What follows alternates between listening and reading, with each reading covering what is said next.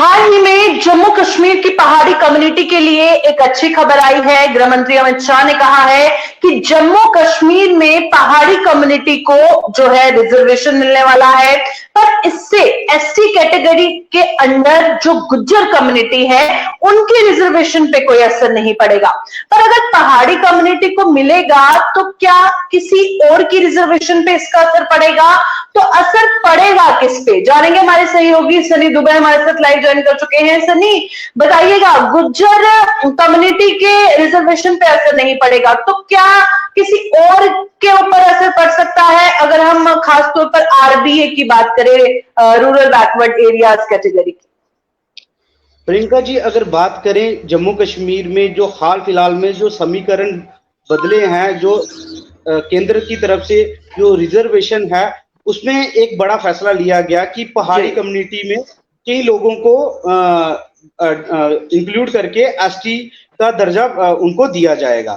लेकिन इस बीच उनकी जो एसटी में ऑलरेडी जो गुज्जर और बकरवाल कम्युनिटी थी उनको ये संशय था कि उनके जो अधिकार हैं उसमें कहीं ना कहीं इसका असर पड़ेगा और पहाड़ी कम्युनिटी को अगर इस एसटी में डाला जाता है तो काफी ज्यादा उनके विषय पर इसका असर पड़ेगा।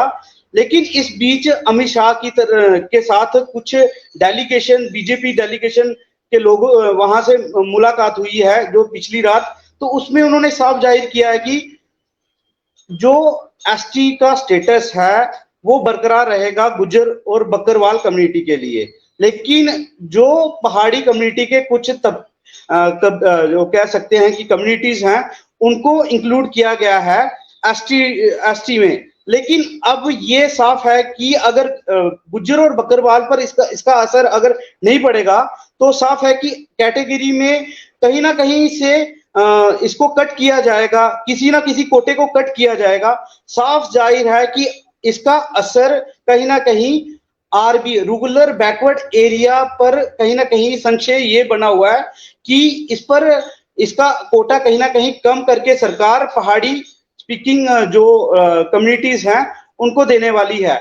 लेकिन इस बीच बड़ी संख्या में लोग इसका स्वागत कर रहे हैं क्योंकि लंबे अरसे से ये लोगों की एक मांग थी। लेकिन इस बीच कुछ लोग ऐसे भी हैं, मैं कुछ लोग नहीं कहूंगा, इसमें लाखों की संख्या में लोगों की बात करूंगा, क्योंकि सरकार ने साफ कहा है कि कुछ जिस तरह से कोली कम्युनिटीज हो गया या जो पहाड़ी स्पीकिंग कुछ और भी कम्युनिटीज हैं, गड़ास ब्राह्मण हैं या गद्दीज हैं, बहुत सी कम्युनिटी हैं जिनको इंक्लूड किया है। लेकिन इसमें सरकार को गौर करने वाली बात ये होगी कि अगर पहाड़ी जो क्षेत्र है जम्मू कश्मीर, एक आप साफ जानते हैं कि एक बहुत बड़ा पहाड़ी क्षेत्र है जिसमें 90% मैं कहूंगा कि यहाँ पे पहाड़ी इलाके हैं, जिसमें उधमपुर के इलाके भी हैं, जिसमें रामबन के इलाके डिस्ट्रिक्ट के इलाके भी हैं, जिसमें कठुआ के इलाके भी हैं, सांबा के इलाके भी हैं।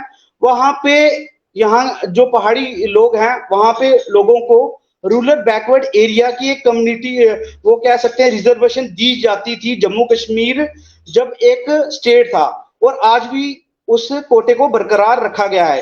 हालांकि जब जम्मू कश्मीर एक संपूर्ण राज्य था यहाँ पे उस कैटेगरी की कह सकते हैं कि परसेंटेज 20% थी। लेकिन उसको जैसे ही जम्मू कश्मीर एक यूटी बनता है, एक जो उनके कानूनों में रिफॉर्म्स आते हैं, तो उसको 20% से घटाकर 10% कर दिया गया।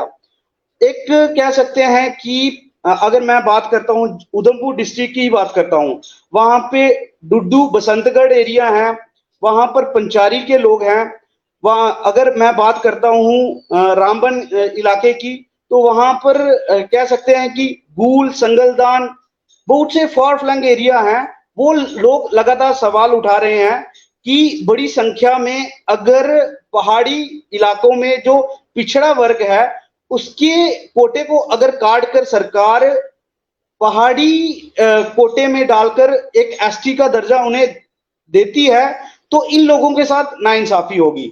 सरकार को इन लोगों के बैग को कहीं ना कहीं साफ करना होगा कि ये जो साफ साफ दिखाया जा रहा है सरकार की तरफ से पहाड़ी स्पीकिंग लोगों को रिजर्वेशन दी जा रही है, क्या इससे आरबीए कैटेगरी को पूरी तरह से समाप्त तो नहीं किया जाएगा? ये एक बहुत बड़ा सवाल है जो लगातार उभर रहा है और सरकार को इसका जवाब देना चाहिए। जी प्रियंका।